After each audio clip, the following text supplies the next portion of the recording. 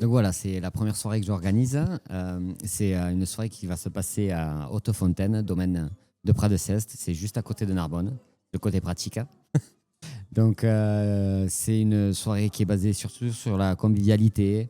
Et l'idée, en fait, c'est de faire connaître des domaines viticoles, de faire un concept de soirée avec du bon son, avec Sud Événement qui va participer, spécialiste de l'événementiel. Pour la partie nourriture, il y a Cadence qui va faire des food trucks. Voilà, ça, je vais en dire au fur et à mesure. Là, je garde un peu la surprise pour tout le monde. Et c'est un domaine où on peut avoir beaucoup de monde, c'est-à-dire qu'on peut avoir jusqu'à 1000 personnes. On espère avoir jusqu'à 1000 personnes. C'est un beau projet, c'est un projet qui me tient à cœur pour lancer cette soirée qui va s'appeler donc la Nuit des cépages. C'est un concept que j'aimerais développer dans d'autres domaines dans la région, voilà, pour aider les domaines viticoles et les lieux d'exception et peut-être quelque chose de développer aussi dans d'autres régions. C'est un tout nouveau domaine qui vient d'arriver et en plus c'est un domaine qui me touche parce que c'est un domaine qui a été touché par des incendies l'été dernier. Donc qui va sortir sa première cuvée. Donc c'est le domaine Haute-Fontaine, voilà, avec Arnaud qui est le directeur qui s'occupe de tout ça. Et c'est vrai que c'est un domaine l'année dernière où on avait fait une soirée pour les pompiers, une soirée caritative pour remercier les pompiers. On avait passé un très très bon moment. Et c'est vrai que de là, j'avais eu aussi l'idée de faire une soirée dans ce lieu. Ok, donc j'imagine qu'en te suivant sur les réseaux, on a la communication de l'événement et on en saura un peu plus au fil du temps. Voilà. Okay. Sur les réseaux, il y a la billetterie qui est en ligne sur mon Insta, sur mon Facebook, voilà, où vous pouvez retrouver aussi une page qu'on a créée, La Nuit des cépages, où vous avez toutes les informations, les vidéos et les présentations de la soirée. Super, voilà. Merci beaucoup. C'est la première beaucoup. Et c'est vrai qu'on va essayer que la première, tout le monde s'en souvienne. Bah ouais, tu m'étonnes. En plus, le lieu est magnifique, donc ça va être chouette, quoi. Exactement. Le lien, c'est DJ Petit Nico. Voilà, vous retrouvez le lien sur Instagram, voilà, et vous avez le lien dans la bio pour prendre votre billet. Voilà. Top. Merci beaucoup, Nico. Merci et on se retrouve du coup le 29 mai à Pras-de-Ceste et c'est le château Haute-Fontaine. C'est ça, merci. Je suis avec mon deuxième invité pour cette troisième émission du micro Narbonnais et c'est Flo. Je pense que tout le monde le connaît sur Narbonnais. C'est un grand nom du street art et il a un musée absolument incroyable à Féral-Sécorbière. Et bonjour Flo. Salut. Salut. D'ailleurs, j'ai une petite question. Spicatrice, c'est ton nom d'artiste ou c'est le nom du musée? C'est le nom d'artiste. Ça nom. veut dire spirale, carré, triangle et c'est le nombre d'or. 1618. Très bien. Alors ton musée, que j'ai déjà vu plusieurs fois, est vraiment à part. Et comment ça t'est venu, toi, l'idée de transformer cette cave en un lieu complètement immersif Lors d'un vernissage à Clermont-Ferrand, je suis allé visiter Urcy-Lévis, c'est un petit village, et il y a un lieu qui s'appelle, je cherche le nom, Street Art City. C'est le plus grand lieu de France où il y a des graffeurs qui ont fait plein de fresques dans une ancienne friche des PTT. Et du coup, je vais visiter ça. Et en sortant de là, je me dis, pourquoi pas le faire dans notre département, vu qu'il y a plein de caves coopératives. Et donc, je me dis, je vais aller faire un tour et essayer de trouver un lieu où je pourrais faire ça. Et du coup, je suis allé voir les celliers d'Orphée. Parce qu'à la base, je devais reprendre le musée de la faune à Gasparis, un petit village, un hameau même. Et la personne à qui ça appartenait, c'était justement les celliers d'Orphée. Et le gars, il me dit, nous, on a 3 caves. Si tu veux, je peux te montrer une cave coopérative. Je dis, ouais, c'est un peu grand, mais bon, why not, vas-y. Et on se pointe là-bas. Grand, ouais. Et bingo, j'ai dit à Julie, à l'impératrice, allez, go. On fonce, 14 000 m² et on s'est lancé. C'était quand? C'était exactement le 19 octobre 2019. Ok. Et le moment où il ne fallait pas faire un projet. Ouais. C'était le début du Covid. Et ouais, je te dis là, c'est bon, c'est maintenant. Mais ça m'a sauvé parce qu'en fait, l'idée, c'était de faire venir plein de potes du monde entier faire des graffitis. Et donc, j'appelle mes potos. J'ai dit, bon, vous pouvez pas venir du Brésil, les aéroports sont bloqués, tout ça. Et du coup, je me suis dit, je vais commencer sans vous. Et ça va passer, ça va pas durer. En fait, au bout d'un mois, je fais déjà le premier bâtiment qui fait quand même plus de 1200 m². Et là, c'est le 2020, janvier 2020. J'ai un pote graffeur qui m'appelle et qui voyait ce que je faisais, que je peignais. Asba, il s'appelle. Et il me dit, Flo, garde-moi des murs. C'est grand. Je lui dis, non, tu vas voir. Et là, quand il est arrivé, j'ai dit, là, tu veux peindre, mon gars, tu vas peindre pendant 2 ans. Et du coup, il est venu, il m'a rejoint. Et en fait, on a tapé le lieu en 18 mois à 2. Lui, il a fait plus de la moitié des graffitis et il m'a aidé sur plein de sculptures et sur la réalisation du musée. Ok. Alors, tu as construit un univers qui est très précis. Oui. Là-bas, avec entre street art, il y a du recyclage et cet imaginaire assez futuriste, quoi. Pourquoi tu as choisi ce thème-là et est-ce que tu peux nous dire un peu ce qu'il raconte? Oh, là, on va rentrer dans un débat, il faut 4 heures. Donc, l'idée, déjà, c'est que je me suis dit, je ne vais pas faire un musée comme les autres. Bon, musée, c'est Google pour le référencement qui m'a donné cette appellation. Mais l'idée, c'était de faire, à la base, j'avais créé un multivers. Donc, j'ai créé en fait, quand vous venez visiter le musée, vous allez parcourir 18 planètes. En fait, c'est l'agence touristique la moins chère du monde. Pour 18 €, tu fais 18 mondes. Ça va. Et du coup, comme je suis passionné de physique quantique et théorie des cordes et compagnie, je me suis dit, je vais faire un multivers et chaque étage et chaque galerie sera un monde. Donc, j'ai commencé par écrire au sol le nom de la planète. Et après, j'avais ma ligne artistique et mon code de couleur. Et j'ai respecté ça. Et du coup, quand tu viens, les visiteurs, ils ont vraiment, chaque fois, ils traversent un monde. J'ai mis beaucoup d'œuvres pour que tu sois en immersion dans l'œuvre. Et du coup, ça marche super bien. Parce qu'en fait, c'est un musée qui ne s'adresse pas forcément à l'élite, qui a fait histoire de l'art, qu'il faut comprendre. Là, en fait, les gens, ils arrivent, tu vois des skis, je fais un phénix de 6 mètres d'envergure. T'as pas besoin d'avoir fait histoire de l'art pour voir que c'est un phénix. Et du coup, ça marche super bien parce que les gens reconnaissent les objets et ça leur fait mouliner le cerveau parce que chaque fois, ils se disent tiens, avec ça, il a fait ça. Et je pense que c'est le plus grand musée du monde qui détient le plus grand nombre de sculptures réalisées à partir de recyclage. C'est en France, dans l'Aude, à Ferrals. C'est incroyable. Bah ouais. Et on pourrait avoir le Guinness record. C'est génial. Mais c'est 20 000 balles. J'ai demandé à Monsieur c'est Privant. 20 000. Et ouais, Et tu m'avais Monsieur parlé, Privant m'a ouais, je me dit, souviens. c'est facile, tu fais un chèque de 20 000 € Et banco. et tu donnes le Guinness record. Bon, après, il faut avoir le record quand même. Oui. Ouais. Et ce que j'aimerais savoir, c'est est-ce que tu continues de rajouter des œuvres ou tu le laisses tel quel, justement? Non, en fait, ce qui se passe, déjà, j'en vends pas mal à des collectionneurs. Mais après, ce que je fais, j'en rajoute en permanence. Donc là, j'en ai 60 sur le feu. Donc, je ne m'arrête jamais. Je le fais évoluer en permanence. Et là, je suis en train de créer, j'ai fini de le créer, un spiderweb pour expliquer, c'est plusieurs sites internet. Et en fait, j'ai peuplé 18 planètes. J'ai créé toutes les variétés de plantes et les animaux, plus mon alphabet et ma crypto-monnaie. Et tout ça est relié avec le musée et la BD que j'ai sortie chez Cultura.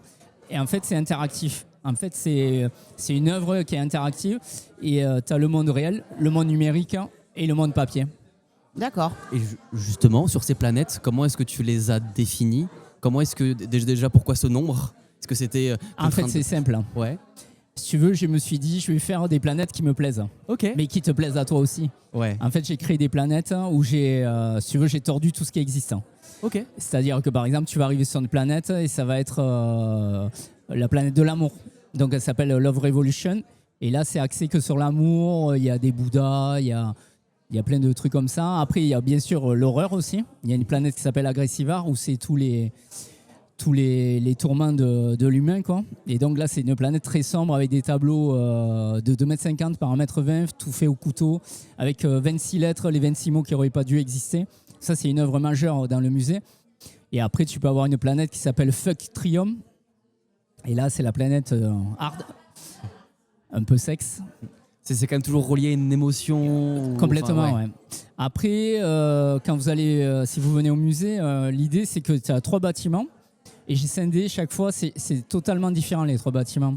Le premier bâtiment, tu arrives, tu fais l'enfer, la Terre, une planète similaire à la Terre, mais qui souffre. Et le dernier étage, c'est le paradis. Et après, tu attaques le bâtiment principal. Il faut savoir que le bâtiment principal, c'est un terrain de foot sur 2 niveaux. Ouais, donc c'est monstrueux. Pas mal. Et quand tu sors de là, tu attaques une cathédrale. Parce que j'ai un bâtiment où tu as des cuves de 12 mètres en béton et 6 mètres de large. Et en fait, quand je suis rentré dans ce bâtiment, je me suis dit je pourrais l'appeler la cathédrame. Du coup, j'ai créé les 8 péchés capitaux. J'ai créé un péché de plus, qui est la surconsommation.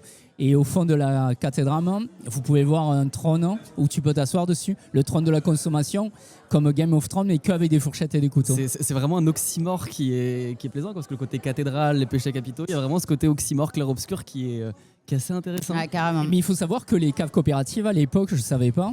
C'est une personne âgée qui m'a dit ça. Et il les appelait les cathédrales. Ok. Ouais. Ben, c'est des cathédrales de béton. Ouais. Oui. Voilà. Ok. Et la dernière question, moi je veux savoir toute ton actu. Est-ce qu'il y a des nouveautés? Est-ce qu'il va y avoir des nouveautés? C'est des nouveautés, t'en veux la nouveauté, ça va être... on est en avril, ouais. Fin avril, début mai, j'ai un photographe qui est venu faire des photos du lieu et qui est connu. Et entre autres, il fait des photos pour Hervé Di Rosa. Et il a gagné un prix à New York. Et du coup, on va faire une expo au début mai. Ça sera sur les réseaux. Et la grande nouveauté, la méga nouveauté, c'est samedi. On est le 18 samedi. Ouverture de l'escape game. Ah, trop bien. Dedans? Ouais. Ok. Et du coup, ça va être un escape le plus grand d'Europe sur 14 000 m². Il y aura 3 niveaux. Là, je vais ouvrir le premier niveau qui est que sur 800 m². Et en fait, l'idée, c'est que j'ai créé des coffres forts à partir de recyclage de nouveau pour rester dans ma démarche. Et tu as un parcours où tu dois trouver des énigmes et où tu dois résoudre plein de plans tortueux. Et il est interactif avec le spider web. C'est-à-dire que quand tu vois un coffre, des fois tu peux ouvrir un coffre et tu flashes un QR code où tu passes ton téléphone avec une puce NFC et tu as un personnage qui apparaît et qui te donne un indice ou pas. Et ces personnages ils font partie du spider web et de l'Odyssée numérique. Ouais, ça va être pas mal. Ouais. Trop bien. Et tu vas créer des événements comme tu as fait déjà dans le passé, l'été? Oui. Ouais. Alors là, c'est pas moi. Je peux pas te donner les dates. Je sais même pas qui c'est qui vient. Ok. C'est l'impératrice qui gère ça. Moi, je suis pas au courant. Je sais même pas. Je sais rien. Alors l'impératrice, j'imagine c'est Julie, c'est ta Ouais, femme, c'est ça? Julie, elle est au courant. Elle sait tout, mais moi, je peux pas te dire ce qui va se passer. Moi, c'est la partie création et escape. Après, le reste, Ok. je prends l'eau. D'accord. Bon, on en saura plus sur les réseaux, j'imagine. Oui, par contre, ouais, les réseaux, on est tout le temps, on met l'actu à fond. On va avoir une nouvelle page Facebook qui est dédiée Escape game. à l'escape. Et du coup, ouais, tu auras toutes les infos là-dessus. Et plus je vais dévoiler un nouveau site, comme ça, je dévoile vraiment tout le spider web. Ok. Qui s'appellera We Hack Matter.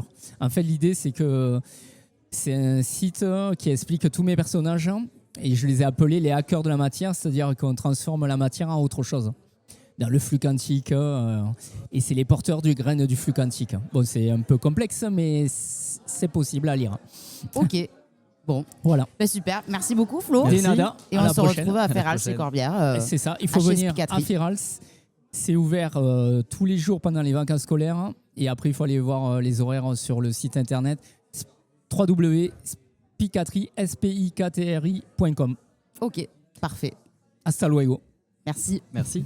Et je reçois donc du coup mon troisième invité qui est Walter Laine et qui va jouer avec son groupe le 30 avril au WOW, ici même.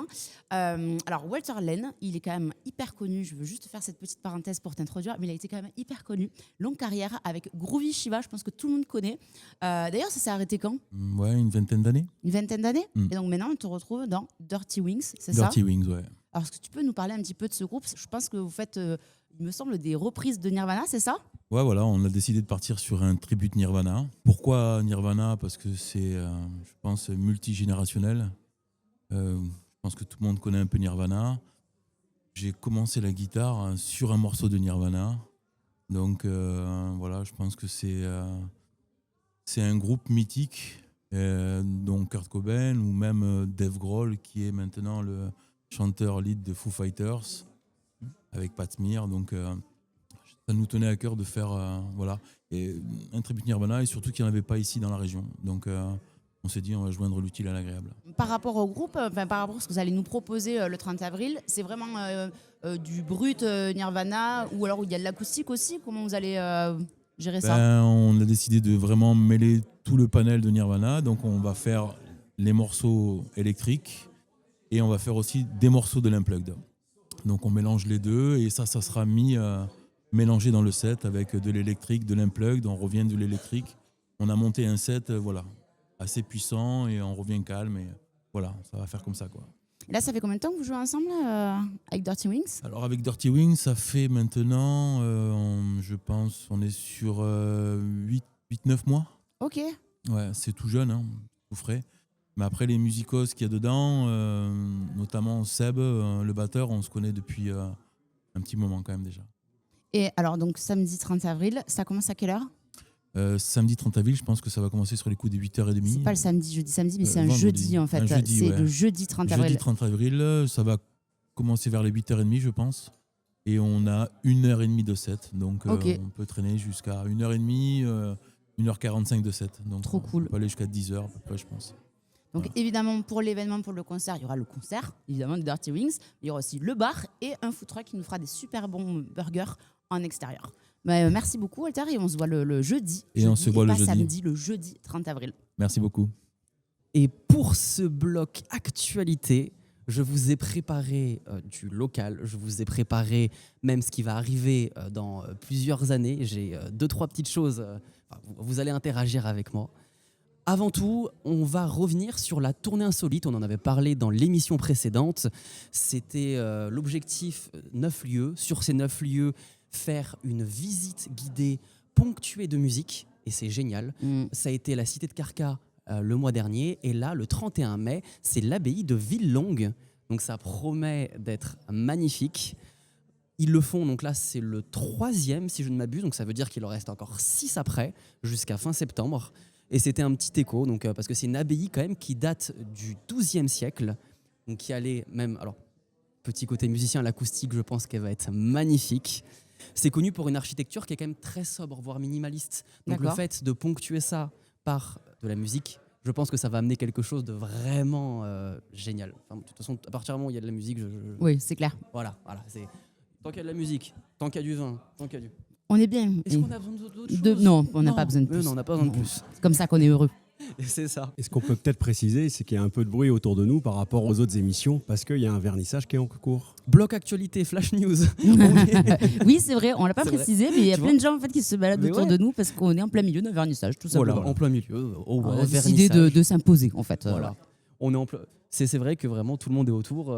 Il y a 2 tableaux pile poil en face de nous. C'est ça, Il et les ça voit de ne loin. gêne personne. C'est ça mieux qui est chouette. sécurisé que la Joconde. Ouais, c'est ça. Bon, c'est pas dur. Alors pour rester en musique, parlons de l'orgue de la basilique Saint-Nazaire de Carca. On s'éloigne un petit peu de Narbonne, mais c'est un orgue qui date du XVIIe. Et cet orgue-là, il fait quand même partie des éléments majeurs du patrimoine de la cité. Et il a été rénové. Et pour l'occasion, un concert orgue-trompette va avoir lieu à partir du 16 mai. Donc c'est pas si longtemps que ça. Et c'est typiquement le genre de concert que j'adore parce qu'on rentre dans... déjà écouter de l'orgue. Est-ce que déjà vous écoutez souvent de l'orgue Non, hormis les musiques de Pirates des non. Caraïbes? Oui, voilà. Pirates des Caraïbes. J'ai C'est la ref. seule référence en orgue. Oui, j'ai la ref. Ça n'y sera pas. Mais c'est l'occasion. C'est l'occasion d'en découvrir. C'est l'occasion aussi de voir quand même un vrai orgue. Bon, il y a ce côté c'est où magnifique. il est magnifique. Je ne sais pas si vous l'avez déjà vu. Non, celui-ci, Il est- non. Oh, il est d'une beauté. D'accord. En fait, il surplombe vraiment la basilique. Ok. Et t'as le chœur, t'avances dans le... J'ai aucun vocabulaire au niveau des églises.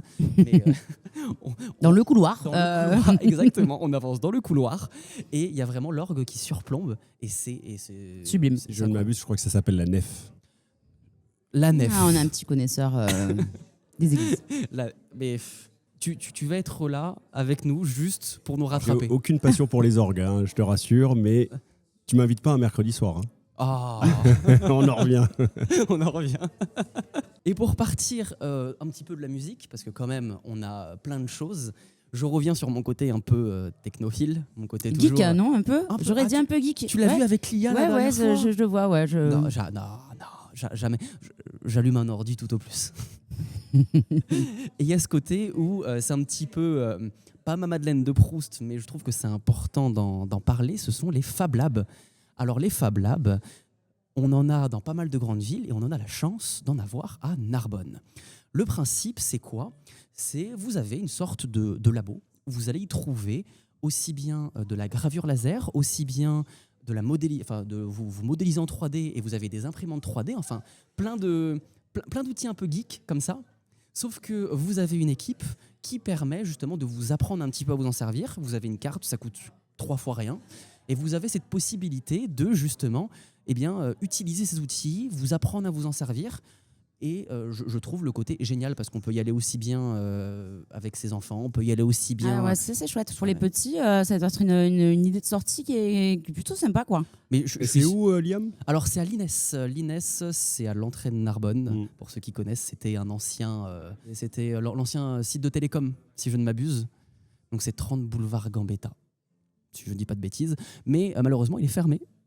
Je suis désolé, je vous mets l'eau à la bouche. Il est fermé jusqu'au 7 pour rénovation. D'accord. Donc a priori plein de belles choses, sûrement modernisation du matériel, modernisation de pas mal de petites choses. Donc ça peut valoir le coup d'y passer. Ok. Donc, il y a toutes les informations qui sont sur le site de l'INES parce qu'ils font des parties qui sont pour les écoles, il y a des jours qui sont dédiés pour les abonnés, etc. Donc c'est intéressant de ne pas y aller pour rien, Ouais. même si c'est pas très loin. D'accord. Ouais, ça, c'est une bonne actu, ça, tu vois. Super. Eh ben, merci. Bonne info. Ouais, je Merci, trouve c'est que c'est gentil. une bonne idée de sortie pour les petits. Moi, j'aime bien. Tu arrives, tu fais une petite gravure laser. Bah ouais, c'est top. Ils te gravent leur prénom, t'apprends à le faire et tout. C'est trop bien. Ouais, c'est génial. Même, tu peux commencer à dessiner comme ça, là, tu vois, tu dessines, tu le mets sur la graveuse et ça C'est te le découpe sur top. le bois. Ok, C'est top. Franchement, en idée cadeau, en idée... carrément. Ah, Mhm. c'est mon côté geek qui ressort, mais si Allez. ça peut en intéresser. Alors, on va parler de toute autre chose pour celui-là. On sort de la musique, on sort du Côté geek. de technique, quoique, parce que se tient un projet qui a plus de 20, qui a plus de 30 ans, qui est une nouvelle ligne entre Montpellier et Perpignan, une ligne LGV. Alors déjà, est-ce que vous savez la différence entre une ligne LGV et un TGV ? Bah, la Alors, la ligne à grande vitesse, c'est le train à grande vitesse. train à grande vitesse. Ouais. Mais cette ligne, elle est dans les cartons, effectivement, depuis des années. Et elle faisait partie, effectivement, du projet initial pour relier jusqu'à Perpignan. Exactement. Et Alors, LGV, donc ligne grande vitesse, on parle pas des trains qui sont dessus, mais on parle bien de la ligne. D'accord. C'est la petite différence, je l'ai vu en le lisant, je me suis dit, oh, D'accord, bah, ok. je pensais que c'était un nouveau train, le LGV, pas du tout. D'accord. C'est les rails. Et donc, les habitants, ce qui est bien, c'est qu'ils font participer les habitants jusqu'au C'est ça. 19 juin. il y a une concertation. Exact. Il y a une concertation justement pour demander l'avis des principaux concernés, aussi bien sur le fait de est-ce que ça vous intéresse ? Ça fait 20 ans, ça peut être bien de poser la question, même si je pense qu'il y a eu beaucoup de oui, mais aussi d'autres questions un petit peu plus techniques. Est-ce qu'ils le réservent uniquement pour les trains d'usagers ou est-ce qu'ils le mettent aussi pour des trains de marchandises ? Enfin, des questions qui peuvent aller dans le technique quand même. Pour faire pas mal de fois cette ligne, faire 2 heures Paris-Valence et 2h30 Paris-Narbonne, je peux vous dire qu'il est temps que ça arrive. Ouais. Ok, d'accord. Mais justement, je sais pas, parce que je vois une personne qui est, Fred, bien sachant dedans, et j'imagine que tu n'étais pas au courant. Non, absolument pas. Je suis désolée. Je te voilà. comprends, je suis avec toi. Mais est-ce que d'après vous, parce qu'en fait, le fait de l'arrivée d'une nouvelle ligne, ça amène pas mal de questions. Par exemple, est-ce que ça va être une ligne qui va changer le quotidien ? Donc toi, tu nous dis que oui. Alors forcément, ça peut changer le quotidien. Moi, j'ai vécu l'agrandissement de la ligne avec la gare de Nîmes et la gare de Montpellier, où ça a éloigné des centres-villes. Donc, D'accord. aujourd'hui, Montpellier, ça a été une vraie problématique parce qu'ils ont éloigné la gare et au début, il n'y avait pas de lien entre le cœur de ville et cette gare. Ok. Donc c'est important pour Narbonne. Forcément, je pense que Narbonne, ils vont devoir certainement décentraliser certainement la gare pour que ça puisse passer à grande vitesse. Donc ça sera une notion à avoir pour rester au cœur de ville quand même. Ok. Intéressant. Mais totalement, c'est vrai, pour revitaliser le centre-ville, parce que c'est vrai que la plupart du temps, sur Narbonne, on utilise encore énormément la voiture. Ouais. Même s'il y a énormément d'efforts qui sont faits, aussi bien pour des navettes gratuites, aussi bien pour l'accessibilité de lignes de bus, ou même le train ou autre. Est-ce que d'après vous, on peut quand même vivre à Narbonne sans voiture aujourd'hui ? Oh, en tout cas, pour le centre-ville, c'est quand même hyper bien desservi entre les Oui. navettes et tout, le bus. Enfin, moi, je trouve que c'est plutôt pas mal quand même. Hein. C'est une bonne ville où il fait bon vivre ensemble. Ouais. Il fait quand même bon vivre. Et on est capable de se déplacer dans Narbonne. Ouais. Ouais, je trouve que c'est plutôt bien fait, quoi. Et ça s'améliore en plus au fil des années. Enfin, C'est génial. Non, mais c'est vrai que ça s'améliore Ouais, vraiment. ça s'améliore. Et c'est vrai qu'on Ça se est quand même développe. une ville moyenne où il y a une accessibilité sur les centres-villes, enfin une accessibilité même sur les transports en commun, qui est quand même assez conséquente. Et c'est plaisant de pouvoir se balader comme ça. Mais c'est vrai, le cœur de ville qui est quasiment que piéton, c'est plaisant au possible. C'est magique. Ah, c'est C'est magique. magique. Ça, dans ce cas, moi je rebondis un petit peu sur quand même la LGV. Est-ce que le train, ça reste dans ce cas le bon transport? Est-ce que c'est un bon transport aujourd'hui pour investir dedans? Est-ce que finalement, il vaudrait pas mieux investir peut-être dans d'autres bus, dans d'autres moyens de locomotion? Parce que ça, c'est une question quand même qui peut se poser. Niveau statistique, entre 70 à 80% des trajets aujourd'hui sont quand même encore en voiture. Du moins sur le milieu rural. Ça descend évidemment sur tout ce qui est grande ville.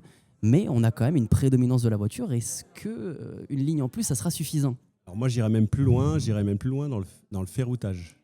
Ouais. Donc là, je pense que c'est primordial que ça soit les axes. Alors ici, on est saturé avec l'Espagne, mais le nord est saturé aussi.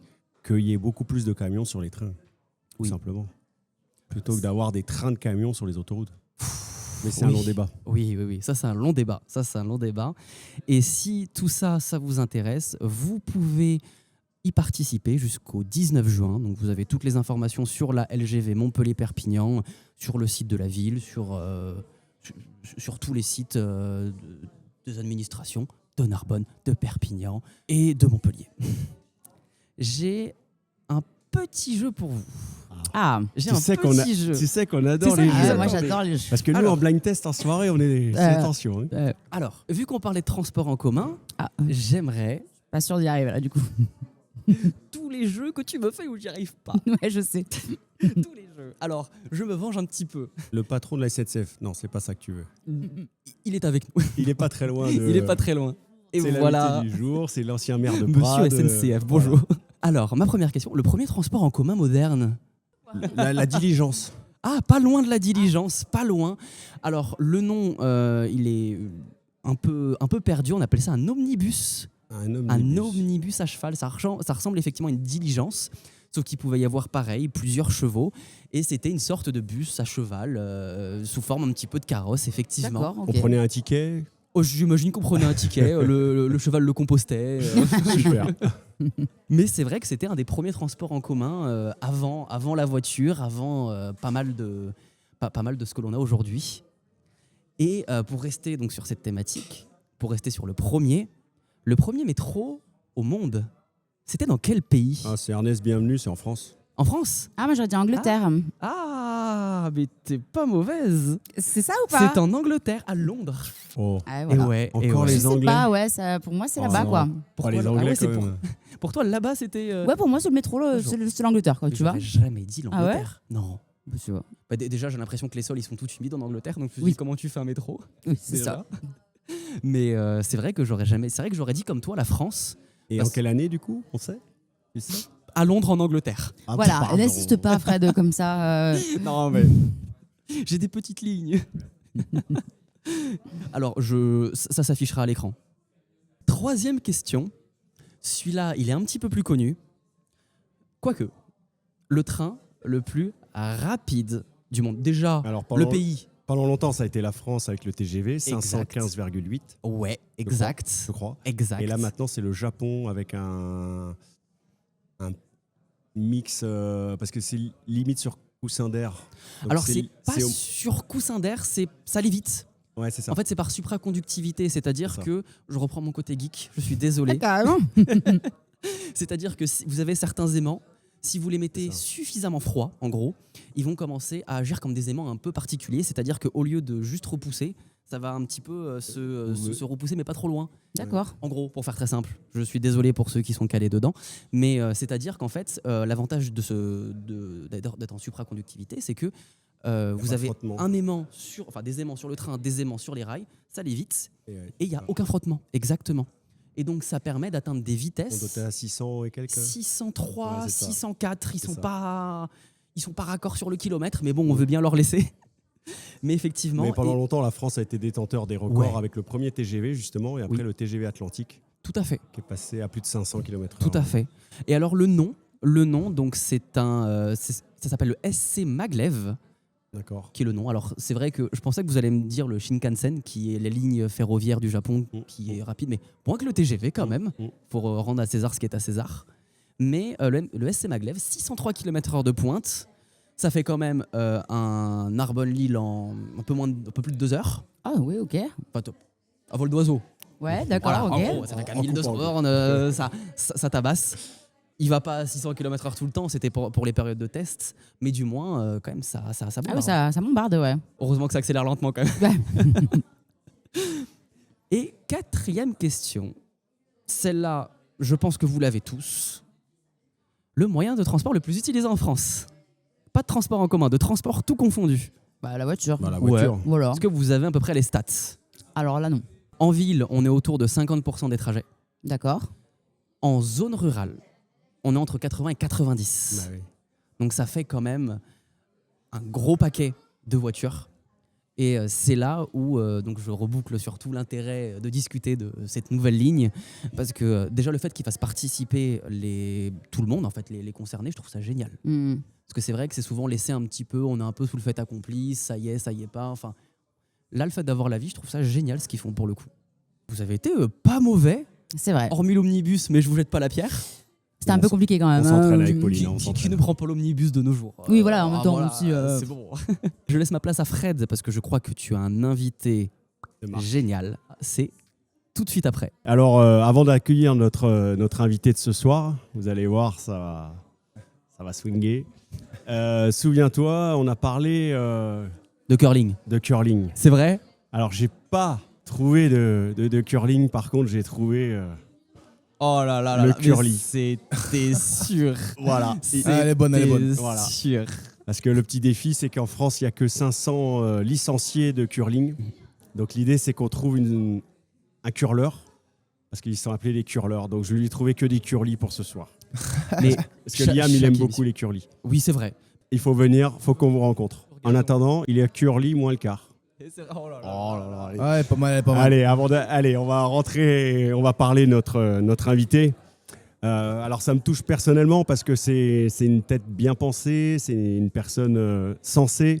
Je vais vous expliquer un peu qui on accueille. En plus, il ne le sait pas, mais ma sœur est mariée avec le petit-fils de Marcel Cerdan. Ah, d'accord.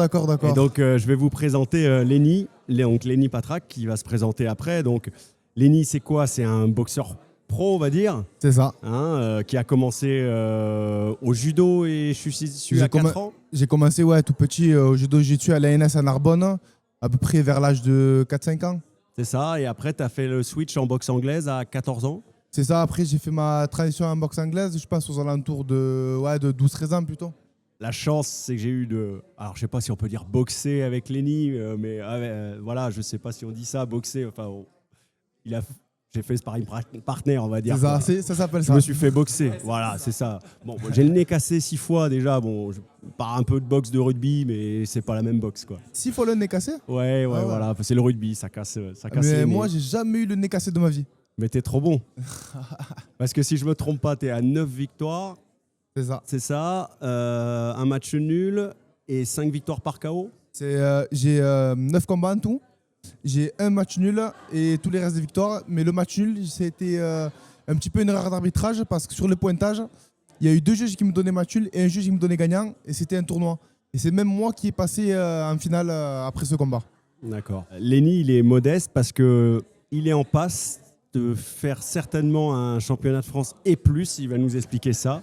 Mais à moins de 20 ans, il peut être champion national de boxe en mi-lourd. C'est ça. Voilà, donc je te laisse nous expliquer ça. Alors, tout d'abord, voilà, du coup, je m'appelle Lenny Patrac, j'ai 20 ans. Je suis actuellement numéro 1 français de ma catégorie dans le classement FFB. Je suis aux portes d'un championnat de France, là. Ça va se faire d'ici, je pense, décembre. Et il n'y a jamais eu de champion de France encore de ma catégorie à 20 ans. Le plus jeune champion de France de ma catégorie de toutes les années qu'il y a eu, ça a été 24 ans. Il a été le dernier champion de France de la catégorie en titre. Là, il a lâché la ceinture et il est allé faire l'Europe.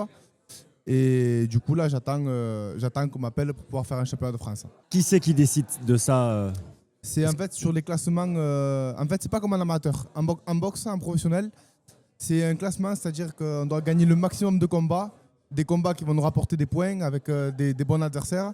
Et le but, c'est d'aller se classer entre numéro 1 et numéro 2 si la ceinture est vacante.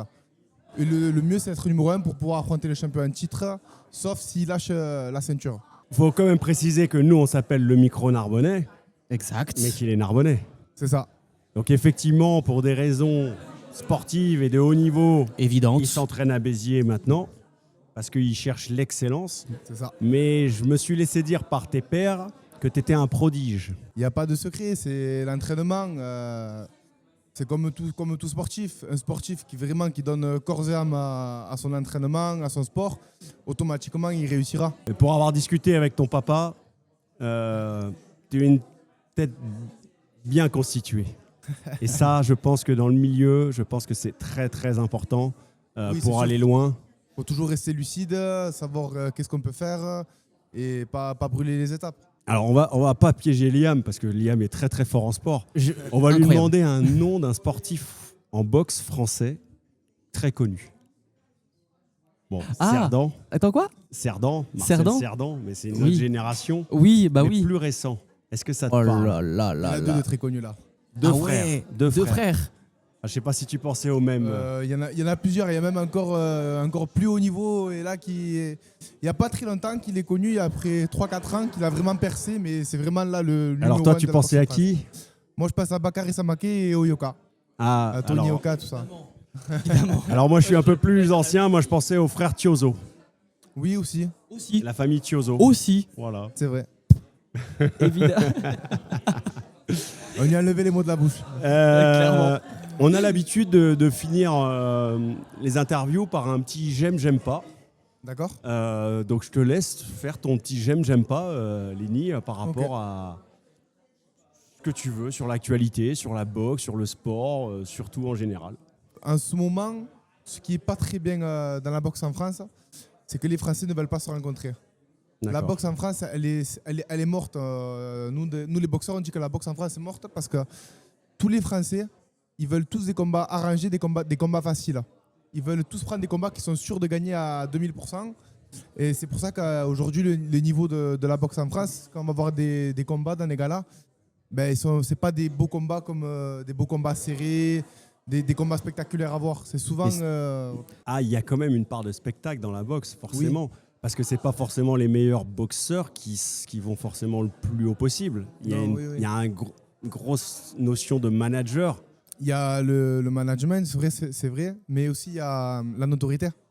Parce que pour avoir des opportunités, même le meilleur boxeur qui n'est pas connu, qui Eh oui. brille pas sur les réseaux, qui ne fait pas parler de lui, eh ben, il pourra peut-être jamais avoir la chance de de faire, sa vie.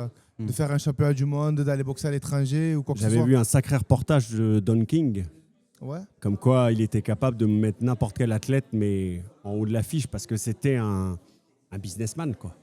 Oui. C'est vraiment maintenant, il faut travailler sur son image, sur les réseaux sociaux. Mm.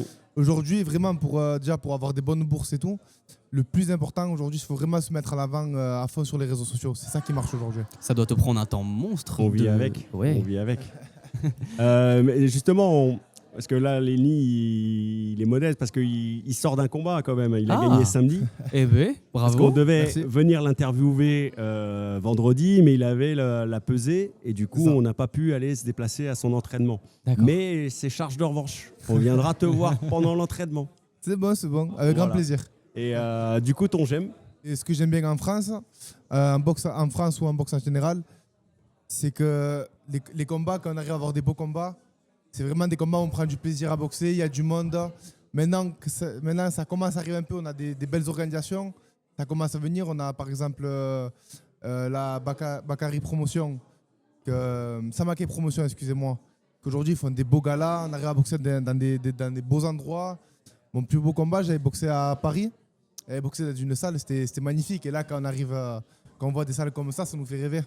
Ça te brancherait pas qu'on aille faire son prochain combat? Mais surtout que j'ai jamais vu un match de boxe. C'est vrai. Mais vraiment, mais ça m'intéresse. Dans l'envers du décor, Ah bah clairement. Léni, on prend rendez-vous et on va te souhaiter bon match. Et ça, on appelle ça un crochet du gauche? Là, Non. c'est un jab. Un jab du gauche. Voilà, C'est un ça. petit jab du gauche. Allez, merci. Allez, de rien. Béra Rose, artiste peintre Ouais. donc, qui expose actuellement au WOW. Donc ce soir, c'est le vernissage de tes œuvres. Nous sommes très heureux de t'accueillir. Moi aussi. Et tu de vis. venir. Tu n'es pas du territoire, justement, on était en train d'en parler, mais pour autant, c'est quand même une soirée qui a attiré du monde. Ouais. Donc, on est très heureux. Ouais. Voilà, on est très heureux. Et donc, j'avais une première question. Oui. C'est comment es-tu devenu artiste? Est-ce qu'il y a eu un moment déclencheur dans ta vie? Oui. Depuis toute petite, j'ai toujours eu cette passion-là. Avant, j'étais enseignante, donc j'ai En art passé non, pas du tout, en maternelle, Ah, directrice d'école. Donc j'ai fait passer mon goût pour la peinture, pour les arts. C'est l'art qui m'a permis de me remettre sur pied, en fait. Gros burn-out. Burn-out professionnel, c'est ça? Oui. Enfin, si c'est pas indiscret. Oui. D'accord. Enfin, je vais pas accuser l'éducation nationale, hein, mais voilà, c'était un D'accord. ensemble, quoi. Étant directrice, j'ai eu une pression. Aujourd'hui, dans les tableaux que tu nous proposes, c'est Ouais. peut-être pas l'ensemble de ton œuvre, Oui. mais il y a beaucoup quand même de visages, de postures, de Oui. regards. Oui. Est-ce que pour toi, ces éléments-là te permettent d'exprimer quelque chose en Oui. particulier ou Ouais. pourquoi cette démarche C'est vrai que je suis essentiellement peintre de portraits féminins et enfantins. Et moi, ce que je recherche en plus, c'est vraiment l'idée d'absence, d'effacement, ce qui se voit dans chacun de mes portraits. Pas forcément une identité, mais de faire émerger dans les figures quelque chose qui va évoquer ce passage-là. En fait, qu'est-ce qui reste de nous, qu'est-ce qui reste de nos émotions au fil du temps, au fil de la création. Ouais, voilà, c'est vraiment ça qui tu peins une rémanence en fait. Ouais, c'est ça, rémanence. Bon, Et d'ailleurs, joli. il y a Merci. le dernier tableau que je viens de faire à la maison, il s'appelle Rémanence. C'est vrai? Ouais, c'est un truc dingue. C'est génial, mais comme quoi Il est bon. Et en fait, c'est une série qui s'appelle Passage, parce qu'à chaque fois que je nomme la série, je travaille par série. Et l'œuvre s'appelle Rémanence. Ok. Donc il y a à chaque fois, tu vois, l'évocation du passage, de la transition, quelque chose qui n'est pas fixe, qui évolue. Mais dans le passage, qu'est-ce qui reste? Mais il y a ce côté un peu bateau de Thésée. Je sais pas si tu vois Ouais, tu vois. ouais, Enfin, je trouve ouais. rémanence, il y a cette trace, le Oui, bateau de c'est Thésée. ça, Il y a un c'est peu ça, cette idée. C'est ça. Et c'est vrai que il y a ce côté où comment est-ce qu'on dépeint une rémanence? Voilà, c'est ça. Qu'est-ce qui reste? Qu'est-ce qui reste? Et Intéressant. C'est ça. Et donc du coup, moi, pour continuer brièvement, pour peindre cette idée-là, cette idée en tout cas, pour m'attacher plus à des tensions intérieures, des formes en devenir, c'est vraiment le moteur pour chez moi, c'est l'émotion. Tu vois, je pars de ma propre émotion. C'est pour ça que quand je fais un tableau en général en 3 heures, il est fini, que ce soit les petits, les grands. Parce que je travaille sur le moment. Donc, il est hors de question pour moi de revenir le lendemain, retravailler le tableau, même s'il est imparfait. C'était l'émotion du moment et je m'arrête là. Parce que l'émotion, c'est ce qui fait le lien entre peut-être moi et la personne qui va regarder. Et justement, comme moi, j'ai fini le tableau, j'estime qu'il ne m'appartient plus. Tu vois. Donc, par l'émotion, parce que j'ai mis, et puis par le regard de la personne qui va contempler, elle va se dire, il va se réapproprier son émotion. Il y a ce lien-là qui Bien sûr. reste. Très bien. Et là, dans l'exposition qui est Oui. en cours, est-ce qu'il y a un tableau qui te touche particulièrement? Et si oui, pourquoi? Il y a des tableaux qui me touchent parce que mes propres enfants ont une émotion particulière quand je leur ai montré. Alors c'est peut-être ça en fait, parce que ça crée un lien supplémentaire avec mes enfants. Donc moi, mon fils aîné, c'est ce tableau-là, Musa Rinovata Presentia, C'est vrai qu'il est beau. qui puis est très coloré, ouais. qui correspond aussi pète. à sa propre énergie à lui, à son... peut-être pas à son caractère, mais en tout cas à sa façon d'être de tous les jours, donc il se reconnaît très bien. Et mon autre fils, c'est un tableau qui est derrière, qui est beaucoup plus dans l'intériorité, et donc peut-être que ces deux-là, dans cet espace-là Pour, ouais, aujourd'hui, c'est peut-être ces deux-là D'accord. qui m'ont... Une dernière petite question. Sur quoi tu travailles en ce moment et est-ce que Oui. tu as des projets à venir? J'ai toujours plein de projets. C'est pour ça que c'est très bien quand je viens ici, je fais une petite pause parce que quand je commence à m'emballer, après, j'arrive plus. Je commence plein de séries, puis il faut que je les finisse. En ce moment, j'ai commencé une toute petite série de 20-20.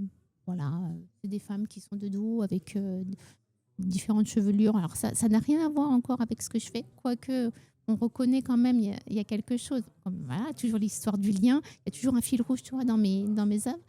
Mais là, j'avais envie de me poser, de faire des travaux beaucoup plus petits, mais je sais que dans même pas un mois, 2 semaines, je vais avoir fini. Et là, j'ai une envie forte de reprendre des grandes toiles, de travailler beaucoup plus sur quelque chose de beaucoup plus brut. Et toujours, c'était des défacements, des figures qui ne seraient pas forcément accomplies avec de la matière un peu brute. Donc ça, c'est l'étape. Ok, donc de beaux projets à venir. Ouais, ça ouais, ne s'arrête pas, quoi. Non, c'est En ça. tout cas, merci d'être venu des Bouches-du-Rhône jusqu'à Narbonne. C'est moi qui te remercie. Voilà, l'exposition est en cours donc jusqu'à mi-juin. Ouais. Merci. Merci. Bon, Liam, c'était encore une super émission. C'était super. On a eu des invités géniaux. Des invités géniaux, des invités qui parlent de vin, qui parlent de soirée, de musique. Qui parlent de musique. Ouais, top. Que demander de plus? C'est clair. C'est Bon, super. on se retrouve sur les réseaux sociaux. Vous pouvez nous suivre sur la page Facebook, sur notre compte Instagram. Et puis, on vous dit à très bientôt pour la 4e émission.